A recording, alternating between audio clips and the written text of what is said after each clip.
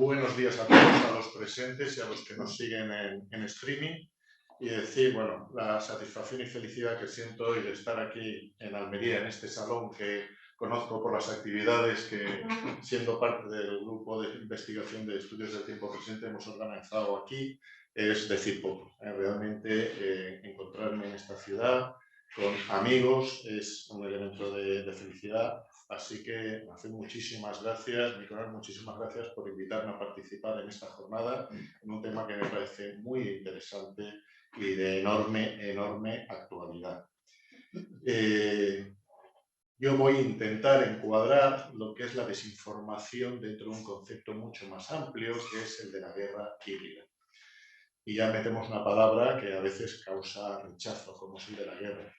Por eso esta primera transparencia que he puesto, que recoge unas pinturas rupestres del abrigo de Dogues, en Castellón, de las pinturas rupestres levantinas, del Mesolítico, entre el año 6000 y 8000 antes de Cristo, bueno, pues viene a llamar la atención de que la guerra es tan antigua como la humanidad.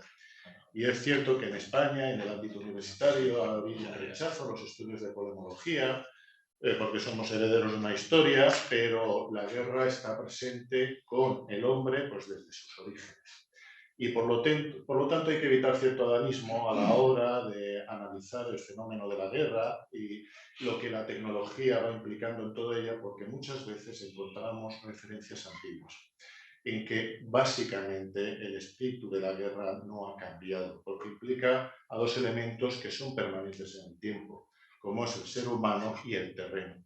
Los dos no cambian y por lo tanto hay elementos permanentes en la guerra, en que podemos identificar cosas del presente en el pasado y muchas veces nos sirven de referencia. Además, no nos olvidemos que el hombre lo que tiene es un pasado, un presente que es un instante y un futuro que es por incertidumbre. Luego, para intuir el presente y sobre todo prever el futuro, la mirada siempre hay que echarla al pasado.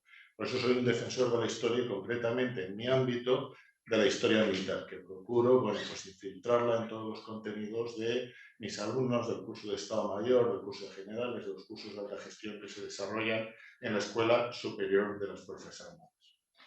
Dicho esto, pues pasamos a un índice muy rápido de la presentación. Vuelvo a poner otro dibujo inspirador, que es la Torre de Jericó, que es la construcción militar más antigua, ni más ni menos de 10.000 años antes de Cristo. Es decir, vuelvo a insistir en que la guerra, desafortunada y desgraciadamente, está presente desde que el hombre está organizado como sociedad en la faz de la Tierra. Bien, el índice va a seguir pues, lo que es explicarles lo que es un enfoque clásico de la guerra, sobre todo en el mundo occidental, que es el que ha rodeado o ha construido o vertebrado nuestra historia, cuáles son los antecedentes históricos de la evolución del concepto de la guerra y concretamente de la cuestión informativa, desinformación, qué es o qué se entiende hoy en día por guerra híbrida, porque es un concepto que ha evolucionado en los últimos tiempos, en las últimas décadas, y luego por qué la desinformación dentro de ese ámbito de la Guerra Fría es el gran reto al que nos enfrentamos, si no el más grave. Bueno, y obviamente de un diplomado de Estado Mayor como soy yo, director de la Escuela de Estado Mayor, donde se imparte arte operacional, estrategia, logística, no citar a Clausewitz pues sería delito, se me crucificaría, se me quemaría en la plaza pública. Y entonces hay que traerlo porque es el primer teórico serio, riguroso, no el único, pero tal vez el más conocido de los teóricos de la guerra. El prusiano escribió un importantísimo libro de la guerra que no llegó a terminar porque falleció antes y lo que disfrutamos hoy en día no deja de ser uno de los borradores de ese documento que él estaba preparando. Pero sí que es cierto que aportó a la teoría de la guerra tres conceptos muy importantes y que, bueno, la praxis hoy de la guerra sigue demostrando que sigue siendo cierto, con matices como veremos más al final. Esas tres ideas más importantes que aporta Clausewitz a la teoría de la guerra es primero la naturaleza política de la guerra. Conocen ustedes la frase, traducida de muchas formas diferentes, en que la guerra es la continuación de la política por otros medios. La cuestión es que la guerra es un elemento, un instrumento más de la política. O mejor que la guerra, a mí me gusta decir que la fuerza o la amenaza del empleo de la fuerza es también un instrumento político y persigue unos fines políticos. Eso es lo que viene a decir Clausewitz en esta frase. Luego el tema de la fricción, que los militares somos decir, una frase muy afortunada de Moltke el Viejo, en que no hay plan que aguante el primer contacto con el enemigo. Es decir, la guerra es un fenómeno complejísimo, multifactorial, donde uno sabe cómo y cuándo empieza, pero no cómo y cuándo va a terminar. Porque no olvidemos que la guerra es un enfrentamiento de dos voluntades, con sus cerebros detrás. Es decir, que el enemigo está pergeñando su mejor defensa, no es un elemento pasivo. Y eso va mutando todo el fenómeno bélico. Y si no, que se lo pregunten a los rusos hoy en día, que hicieron o diseñaron un plan inicial y obviamente ese plan se ha ido mutando, porque la guerra es un auténtico camaleón que se va adaptando a los cambios que la propia guerra, una vez desencadenada, va produciendo. Y el último, y es el que más me interesa y el que vamos a utilizar hoy como soporte teórico de mi charla, es el de la Trinidad de Clausewitz, en el que decía o afirmaba que la guerra se sostiene sobre tres elementos, que los tienen ahí en la pantalla. Uno, el gobierno, otro, el ejército y otro, el pueblo. ¿Qué aporta cada uno de ellos? El gobierno es elemento que aporta la racionalidad, es decir, la finalidad de para qué, el objetivo político de que para qué hacemos la guerra. Es el elemento racional de toda guerra. El ejército aporta la capacidad, es decir, es el elemento ejecutante de esa finalidad política. Pero el sostén del esfuerzo bélico siempre es el pueblo, que aporta la pasión entendida como odio, como defensa de sus intereses. Es decir, son tres elementos que van a estar presentes siempre dentro del elemento. No hay que olvidar que Clausewitz es hijo de una época, siglo XIX, donde los gobiernos no eran democráticos, eran monarquías, y por lo tanto el diálogo fundamentalmente se producía entre el gobierno y el ejército. El pueblo quedaba ligeramente marginado, pero un elemento fundamental de sostenimiento, pero no era determinante. Vamos a ver cómo la propia evolución de la sociedad y sobre todo las tecnologías, como veremos, modifica mucho este elemento y los pesos relativos que en esta trinidad juega cada uno de los elementos. Bueno, este triángulo nos sirve también para explicar los sistemas, ¿no? Es casi un triángulo que explica la sociedad, porque los gobiernos pueden ser dictatoriales civiles, pueden ser de preponderancia militar, como pasa en Egipto o con Myanmar, o en las democracias, que es el pueblo el que gobierna. Es decir, nos permite no solo explicar la guerra, sino también las diferentes formas de organizarse la sociedad.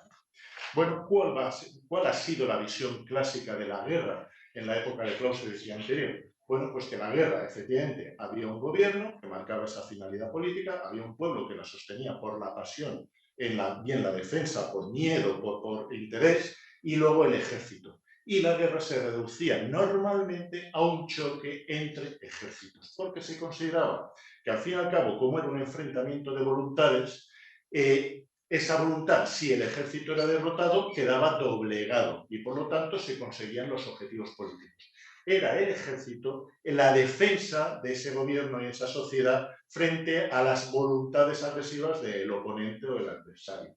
Es decir, toda la guerra pivotaba en torno al enfrentamiento, a la batalla. Ahí tienen, bueno, pues una batalla napoleónica o las de carros de combate, precisamente de las llanuras ucranianas de la Segunda Guerra Mundial.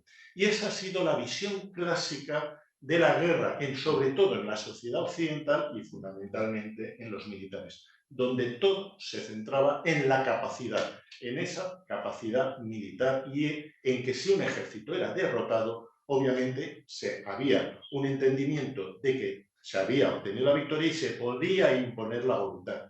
Pero eso no siempre ha sido así.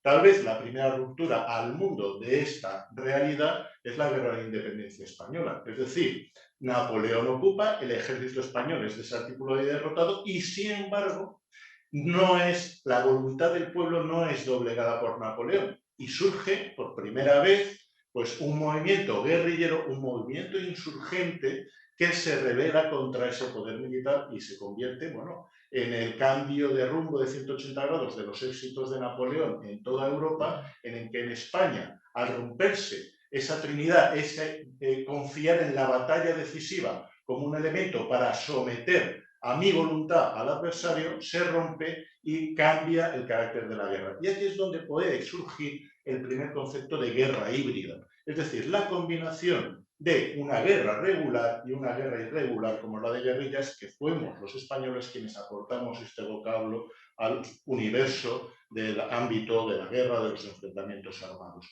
Es decir, el primer concepto de guerra híbrida que surge es ese que combina los ejércitos regulares, que los hubo en España, de la mano de Wellington, de los ingleses, de las propias Fuerzas Armadas del Ejército Español, y el movimiento guerrillero. Esa es una primera.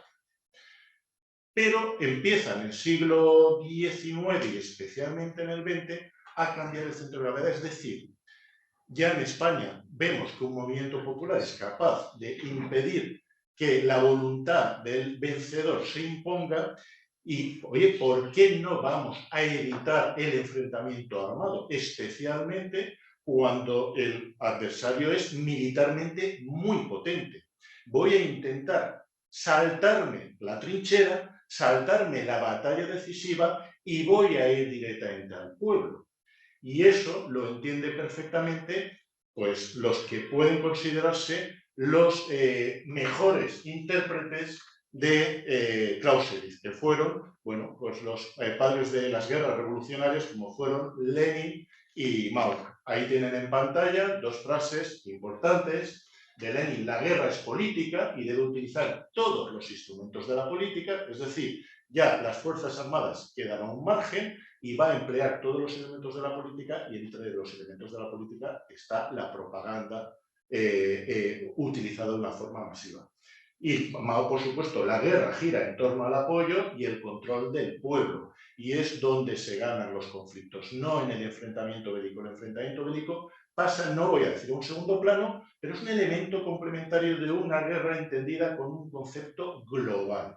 No digamos ya Hitler, que lo que aplica es el elemento del terror. Y ahí tienen, sacado de su libro de Mi lucha, el método del terror en los talleres, en las fábricas, en los locales de asambleas y en las manifestaciones en masa, será siempre coronado por éxito mientras no se enfrente otro terror de efectos análogos. Es decir, someter a la población mediante el empleo del terror, no solo de la propaganda. Y propaganda y terror van a ser dos elementos que van a jugar en el entorno de los pueblos. Ya me suena terrorismo, propaganda, desinformación, como a principios del siglo XX estos teóricos de la guerra revolucionaria ya dicen: no puedo enfrentarme a una fuerza armada, voy a saltar por encima de esa fuerza armada para alcanzar los objetivos políticos, porque la guerra es política. Pero nos hemos llegado al siglo XX y ya les decía, no seamos adamistas porque esto ya está escrito desde un año tan fructífero o desde un siglo tan fructífero para el pensamiento militar como fue el tercero antes de Cristo, en que no solo tenemos a Sun Tzu en la cultura china, sino en la cultura india, un personaje mucho más desconocido en España, como es Villa, en el que en su obra La guerra silenciosa habla de que cuando te enfrentas a un enemigo más fuerte que tú, no hay que atacarlo directamente, sino que hay que desacreditar al gobernante, sembrar la alarma en el pueblo, utilizar espías, asesinos, agitadores, propagadores de rumores y promover la corrupción. Bueno, yo creo que es una realidad del siglo III a.C. y es una realidad actual. Como los decía, no seamos adamistas porque hay elementos permanentes en la guerra, como es el terreno y el ser humano. Siempre pongo a mis alumnos el ejemplo de que los pecados capitales establecidos en el Antiguo Testamento siguen siendo hoy en día los mismos, es decir, porque el alma humana, el espíritu humano, no ha cambiado a lo largo de los tiempos. La avaricia, la soberbia, el aula siguen marcando nuestro comportamiento a través del tiempo. Luego, la guerra, que se fundamenta en el ser humano, también no es un elemento que vaya mutando, son las tecnologías las que van cambiando la forma en que esa partida se juega, pero la partida sigue siendo la misma. Muy bien, pues vamos a hacer ese recorrido histórico, ¿no? Y he puesto a España y la guerra de independencia como un elemento de irrupción de la guerra híbrida, pero podemos retrotraernos todavía más en el tiempo e irnos a un invento absolutamente disruptivo como fue la imprenta. Saben que la imprenta de tipos móviles se inventa por Gutenberg en 1450, pues bien, 50 años después, en el año 1500, se habían publicado con la imprenta, especialmente la industria alemana, que era la más poderosa en cuanto a la imprenta, en 50 años, más libros que todos los publicados en los 2 milenios, el milenio y medio anterior. Es decir, es el Internet, para que hagamos una similitud de entonces. Tanto es así, conocen ustedes perfectamente, que los intentos reformadores de la Iglesia Católica son permanentes, pero desde la primera antigüedad. Y sin embargo, las 95 tesis de Lutero clavadas en la iglesia de su universidad de Wittenberg, en un mes estaban inundando toda Alemania. ¿Por qué? Porque la imprenta, algo que se habría quedado como tantos otros intentos clavado en la puerta de una iglesia, con el poder divulgador de la imprenta, se extendió por toda Europa. Por eso Lutero dijo que la imprenta era un extraordinario acto de gracia de Dios. ¿Y quién era la potencia militar dominante en aquel momento, en el siglo XVI en España? ¿Qué unidades militares vencían en todas las batallas a las que se enfrentaban en las guerras de la Europa central del momento en defensa de los intereses de la monarquía hispánica? Los tercios españoles. La monarquía hispánica era la reina de los campos de batalla. Es el fuerte. ¿Cómo hacer frente entonces al fuerte? Pues empleando la imprenta, empleando la propaganda, empleando la desinformación. Y ya saben ustedes que el origen de la leyenda negra no es ni más ni menos que una desinformación y una propaganda repetida durante 3 siglos de dominancia o imperio español. Ahí tienen, bueno, obviamente el analfabetismo de la época era importante y los grabados eran tan importantes como el texto escrito. Y los grabados que vemos tanto de la acción española en Indias como en la guerra centroeuropea, lo que presenta es crueldad, maldad, porque se trata de deslegitimar a la monarquía hispánica. Y en la comunicación política, en la comunicación de propaganda, siempre se emplean las emociones. Y la más importante de las emociones es siempre el miedo. Por lo tanto, lo que se intenta es trasladar a la población miedo, en este caso, a la monarquía hispánica.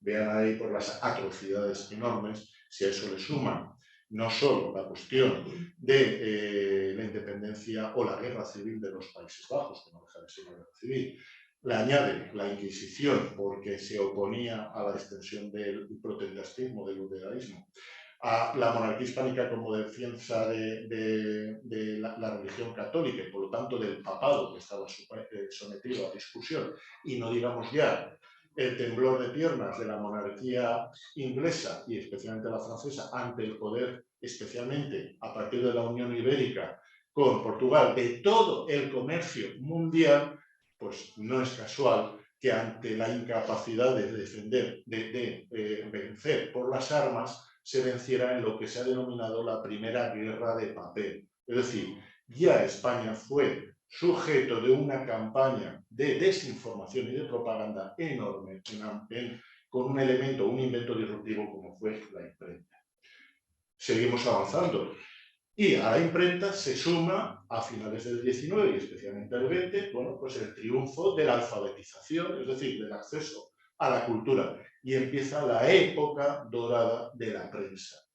La prensa alcanza en ese momento un nivel de influencia enorme. Y de nuevo vamos a acudir a un ejemplo español que es paradigmático y además es el primero en el que con la manipulación de la información consigue movilizar a la población, ese tercer triángulo de la Trinidad de Clausewitz, para apoyar un conflicto. Y todos saben ustedes el enfrentamiento existente entre los dos grandes magnates de la prensa, como eran Pulitzer y Hearst, en el que bien, hay el famosísimo telegrama que le manda Remington, que es un corresponsal que Hearst manda a Cuba, y este le dice, aquí no hay nada, todo está tranquilo, no hay problema, no habrá guerra, quiero volver. Pero claro, Hearst tiene que vender periódicos, tiene que hacer una inversión en la guerra, y por lo tanto le dice, quédese por favor, usted suministra ilustraciones y yo pondré la guerra. Al final, la presión de los medios de comunicación forzaron al presidente de los Estados Unidos a ir a un enfrentamiento bélico que podía haber evitado. Ese es el poder de la información, de la desinformación, de la propaganda y de la guerra.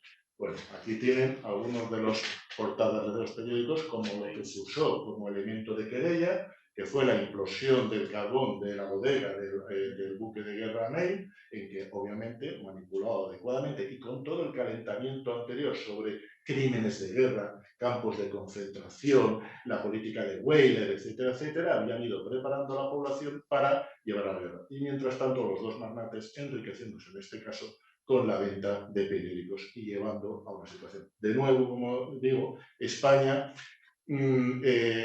modelo o ejemplo de una actuación en el ámbito de la desinformación y además pionera porque no hay elementos anteriores.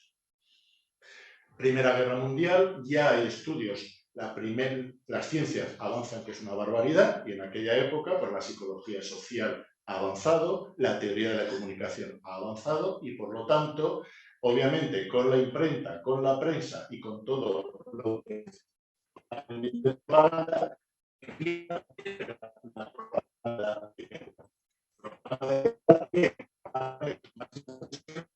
Estados Unidos y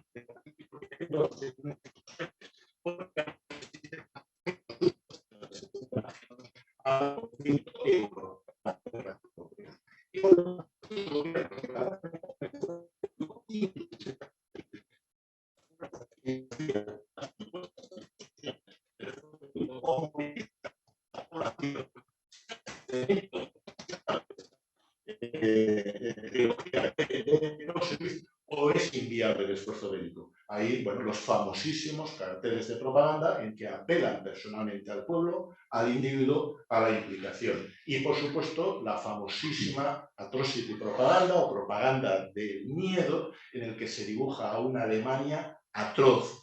De una forma oficial, se prepara cartelería para recaudar fondos, para alimentar el miedo y el odio, el elemento pasional de la guerra. Y ahí tienen pues, al Kaiser convertido en una fiera, a una enfermera de la Cruz Roja alemana que niega el agua a un herido, o soldados alemanes con algo tan impactante como es la crucifixión en un árbol de un soldado canadiense. Esto solo es un ejemplo. De esto podría hablarles de cine, música, es decir, la orquestación que se llama dentro de las leyes de la propaganda es que todos los medios, por todos los canales, hablen del mismo tema. Y eso produce en las sociedades americana y inglesa una reacción popular de apoyo a la guerra. Fue tal la mentira que se contó que en esa gran mentira radica la incredulidad que hubo en la Segunda Guerra Mundial con respecto a los crímenes nazis y los campos de concentración, porque se estimaba que era mentira, como todas las mentiras que se contaron durante la Primera Guerra Mundial de los crímenes alemanes.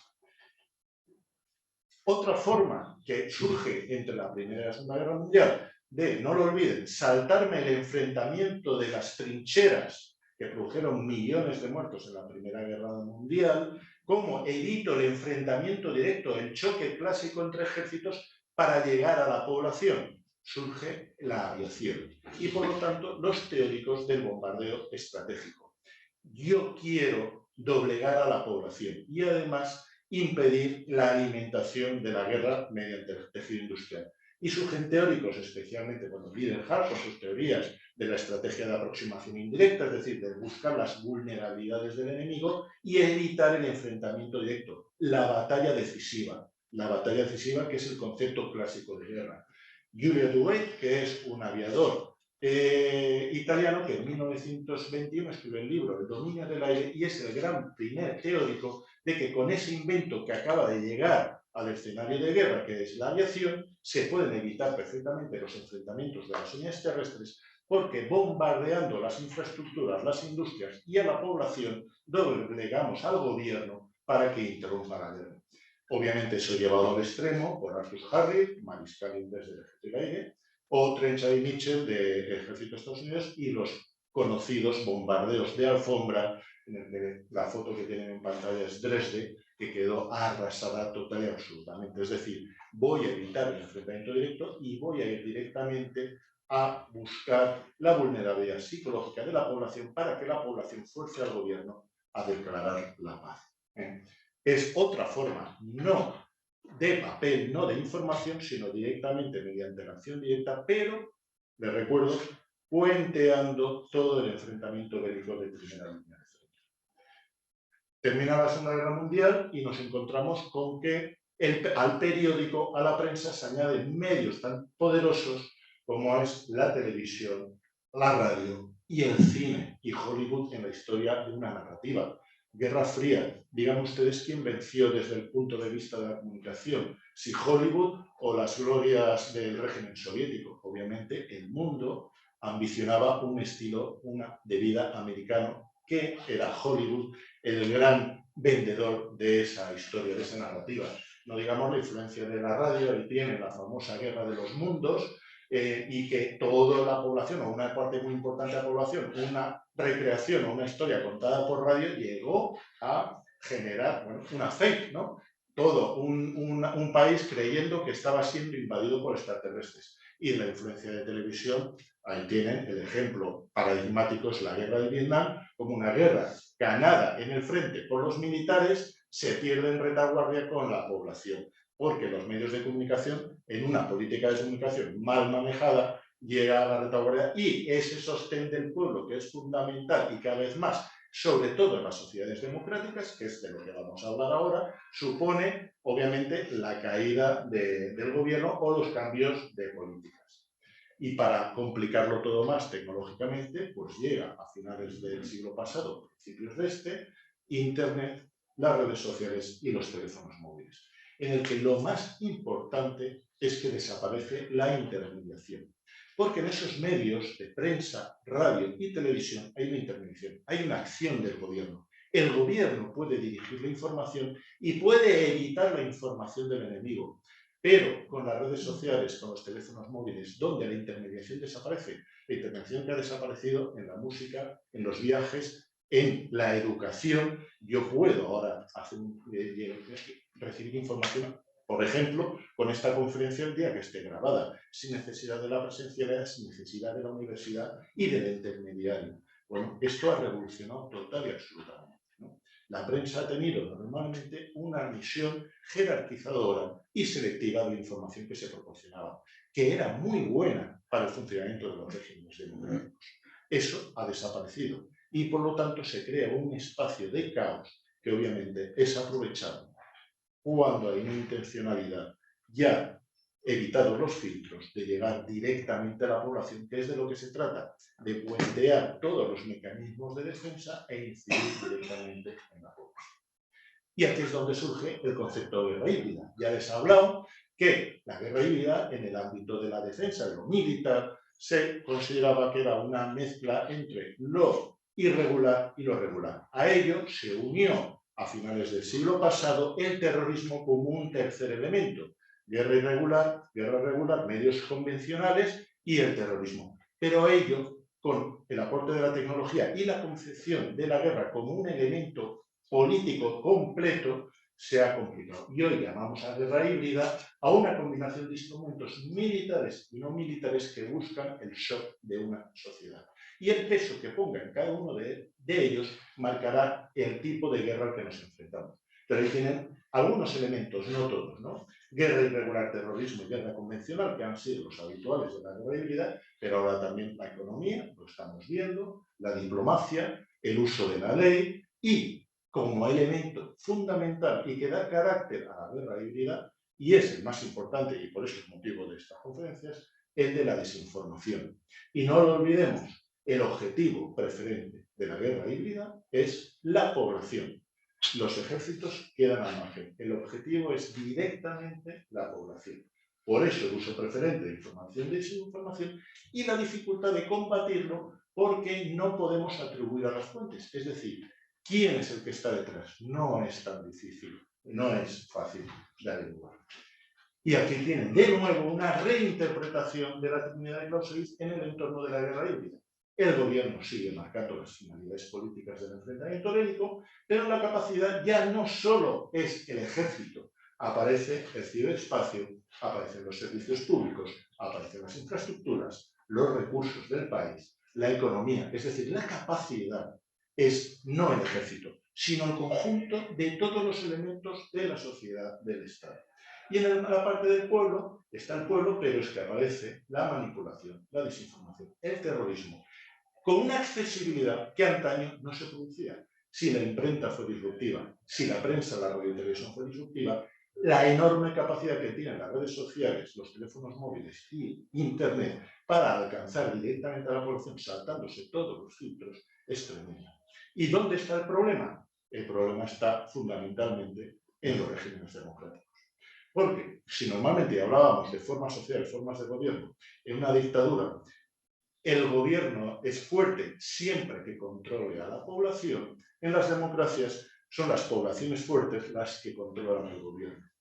Y está en medio las elecciones. Es decir, si yo incido directamente sobre la población con la propaganda y la desinformación, estoy debilitando el cuerpo social. Y al debilitar el cuerpo social, debilito la fortaleza del gobierno. Por lo tanto, ahí está el peligro. Es decir, defender nuestra forma y nuestro sistema de valores es fundamental, pero a la vez es nuestra vulnerabilidad frente a la manipulación del enemigo. Porque no se olviden, el riesgo en las elecciones no es la manipulación de los sistemas de recuento. Eso hoy en día se puede controlar. ¿Por qué? Porque sencillamente solo hay que comparar las actas que se han levantado a mano con los resultados que se publican. En cuanto se detectara cualquier disfunción, sabemos que ha habido en el tránsito de los datos una manipulación. Pero ¿quién puede evitar que la mañana electoral o la víspera una fake news sobre uno de los candidatos no cambie el sentido del voto en el último minuto y por lo tanto seamos como sociedad incapaces de reaccionar contra ese fake news y cambiar ese sentido del voto? Ahí está la manipulación. Ahí está la desestabilización de la sociedad y de nuestro sistema de libertades y valores que no olvidemos hoy. La guerra es un enfrentamiento entre modelos de sociedad, lo ha sido a lo largo de toda la historia. Pero ahora lo estamos viendo en directo entre los sistemas autocráticos y los sistemas liberales democráticos. Y obviamente las vulnerabilidades, la aproximación directa a nuestras sociedades son los procesos electorales, la desinformación. Bueno, ¿qué modelos estratégicos híbridos se van dilucidando? No están puestos en orden y les pido la disculpa porque luego lo pensé que se podría entender mejor, pero ya lo voy explicando yo. En 1999, dos coroneles de las Fuerzas Armadas de la República Popular de China escriben un documento que se ha llamado La Guerra sin restricciones, en el que es un esbozo ya de lo que es la guerra híbrida. Los chinos son conscientes de que a la potencia militar de Estados Unidos, como a la potencia militar de la monarquía hispánica del siglo XVI, no hay forma de hacerle frente militarmente. Luego dicen que hay que emplear todos los recursos nacionales. ¿Y qué son todos esos recursos? La economía, la propaganda, la cultura, es decir, todo. Es todos los recursos del Estado para los objetivos políticos. Y la guerra es una más. La guerra entendida en el sentido clásico. No lo olvidemos. Ahora tenemos un concepto de guerra mucho más global que supera a los militares. Por lo tanto, la propaganda interna y externa. Luego vienen las conocidas como revoluciones no violentas, ¿no? Las de los colores, la rosa, la naranja famosísima de Ucrania, en el que lo que se persigue es la movilización popular, la presión de la masa sin violencia y la batalla del relato. No les voy a contar más porque ustedes han sido testigos de cómo se han discurrido. Pero ojo, aquí es donde la antigua Unión Soviética, con la política de Glasnost entre 1990 y 2000, baja la guardia en el control de la información y descubre que todo su imperio se desmorona por este tipo de guerra. Es decir, sin emplear un solo disparo, ha conseguido la finalidad de desmembración del imperio ruso o de la Unión Soviética. Por lo tanto, obviamente, los teóricos de la guerra en Rusia reaccionan y aparece la figura de Gerasimov, actual jefe de Estado Mayor de las Fuerzas Armadas Rusas, a las que ustedes ya conocen, y la famosa doctrina Gerasimov, que surge de un documento que él escribe en el que viene a afirmar que los medios militares son un elemento no marginal, pero que no es el único para conseguir resultados estratégicos, que hay otros elementos como la propaganda, la desinformación, la economía, que pueden conseguir objetivos que antaño solo se podían alcanzar por medios militares. Y hace un uso en el que en Rusia ya se venía haciendo uso desde hace siglos, que es lo que ellos llaman la maskirovka, que no es ni más ni menos que el engaño. El engaño, ¿cómo lo manejan los rusos? En vender un producto infinitamente mejor de lo que realmente es, ya sean sus Fuerzas Armadas o su sistema político, que engatusó a intelectuales brillantísimos durante muchas décadas, cuando la realidad era otra, y sobre todo engañar sobre sus intenciones y fines, que lo estamos viendo con la guerra de Ucrania y con Putin, el engaño sistemático de no voy a atacar, estos son unas maniobras, es decir, permanentemente lo que diríamos en castizo el mareo de la perdiz, para despistar las opciones del enemigo. Y por último, ¿podemos decir que Europa, que el mundo occidental tiene también un modelo de guerra híbrida? Bueno, habría que discutirlo. En principio estamos haciendo usos de elementos no militares, las sanciones económicas, el aislamiento diplomático, la lawfare, que ahora mismo lo hemos visto con el Tribunal Internacional mandando una orden de captura de Putin, los ataques quirúrgicos en determinados sitios, es decir, esa ayuda a Ucrania y las guerras de proxy, que no deja de ser un elemento en que Ucrania está en esa defensa de nuestros valores occidentales, pero en un tercer país y sin implicación directa de Europa. Y que en este ambiente de guerra híbrida que trasciende de lo puramente militar, de la batalla decisiva, ¿qué papel juegan las Fuerzas Armadas? Pues miren ustedes, más bien muy poco, por casi nada. ¿Por qué? Primero, porque ante la dificultad de atribución de los ataques, la disuasión y la respuesta militar clásica no funcionan. Es decir, no es un elemento, yo porque tenga un enorme ejército capaz de disuadir a un enfrentamiento bélico clásico, eso no va a impedir elementos económicos de propaganda, desinformación, diplomáticos, etcétera, etcétera, ¿no? Que la naturaleza de la mayoría de las acciones en la guerra de híbrida es política y los militares entendemos de lo militar y del uso de la fuerza, pero no de los otros elementos. Y las amenazas híbridas, y esto es lo más importante, no atacan al ejército, evitan la batalla decisiva, atacan directamente a la población. Luego, obviamente, las Fuerzas Armadas no juegan un papel relevante en un concepto amplio de guerra híbrida. Sí que lo juegan porque la guerra híbrida también tiene elementos convencionales y tiene elementos no convencionales. Y ahí es la necesidad de unas Fuerzas Armadas preparadas, flexibles y versátiles que sean capaces de, en ese concepto amplio de guerra híbrida, hacer frente a lo que le es propio, pero no al resto. ¿Cuál es entonces el mejor mecanismo de defensa frente a la guerra híbrida? Bueno, pues nuestra estrategia de seguridad nacional, como la de la mayoría de los países europeos, habla de una defensa integrada, de un sistema de seguridad integrado. Ahí lo tienen, donde medio ambiente, defensa nacional, lucha contra el terrorismo, ciberseguridad, lucha contra el crimen organizado, seguridad económica, seguridad energética, es decir, es la integración de todos los elementos los que nos va a proporcionar la seguridad. Pero aún así, el elemento más vulnerable sigue siendo la población. Yo puedo tener sistemas de infraestructuras muy resilientes, puedo tener un sistema de sanidad resiliente, una economía en que, como ha pasado en Europa, rápidamente cambiemos el rumbo de los hidrocarburos rusos hacia otros mercados, pero la sociedad, y en una sociedad democrática, sigue siendo el elemento más vulnerable. Por eso la desinformación tiene un carácter capital. ¿Qué se puede hacer en una sociedad? Bueno, el elemento resiliencia, que es la palabra de moda y es la que tenemos. Ya hemos hablado de la prevención, alerta y respuesta temprana, la capacidad de recuperación de todos nuestros sistemas. Eso es una cuestión de acción de gobierno, pero luego hay algo que es más allá de intangible, que es la moral, que es lo que precisamente va a atacar el adversario, que es la identificación de la sociedad con sus líderes, sus instituciones, su sistema legal y sus valores.